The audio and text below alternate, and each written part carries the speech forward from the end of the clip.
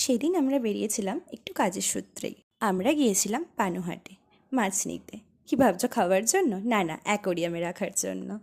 আমরা পানুহাটে যে ভাইটার কাছে গেছিলাম, তার কাছে প্রচুর রকমের মাছ ছিল। গাপ্পি, মলি, জেব্রা, টাইগার বার্ব, আরও কত কি।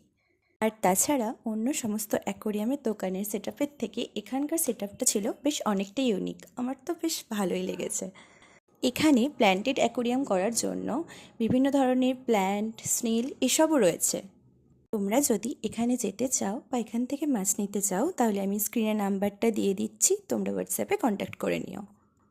তারপর এই যে আমরা সমস্ত মাছগুলোকে দেখলাম, তারপরে সেখান থেকে পছন্দ করে করে কয়েকটা মাছ নিয়েও নিলাম।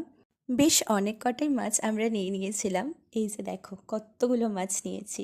সেদিনকে ছিল ভীষণ মাত্রায় গরম, তাই বাড়ি ফেরার সময় এই আখের রসটা খেয়ে শান্তি করে বাড়ি ফিরলাম।